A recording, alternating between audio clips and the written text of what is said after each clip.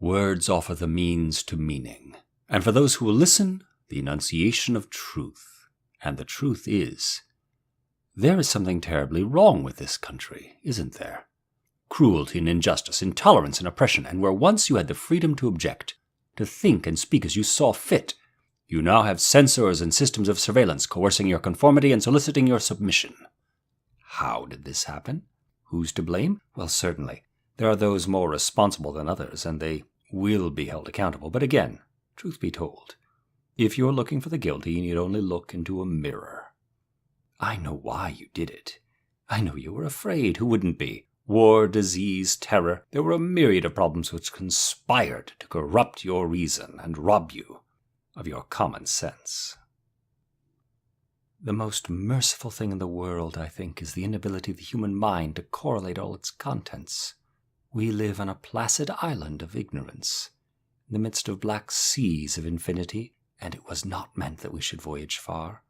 The sciences, each straining in its own direction, have hitherto harmed us little, but someday, piecing together of dissociated knowledge, will open up such terrifying vistas of reality, and of our frightful position therein, that we shall either go mad from the revelation, or flee from the deadly light, into the peace and safety of a new dark age.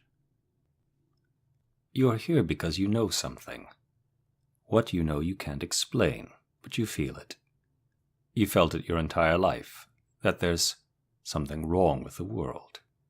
You don't know what it is, but it's there, like a splinter in your mind, driving you mad. This is your last chance. After this, there is no turning back. You take the blue pill. The story ends. You wake up in your bed and believe whatever you want to believe. You take the red pill. You stay in Wonderland. And I show you how deep the rabbit hole goes. The Matrix is a system. That system is our enemy, but when you're inside, you look around. What do you see? Businessmen, teachers, lawyers, carpenters. The very minds of the people we are trying to save, but until we do, these people are still part of that system, and that makes them our enemy.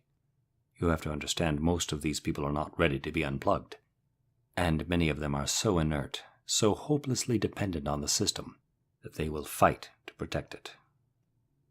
All in the golden afternoon, full leisurely we glide, for both our oars with little skill, by little arms are plied, while little hands make vain pretense our wanderings to guide.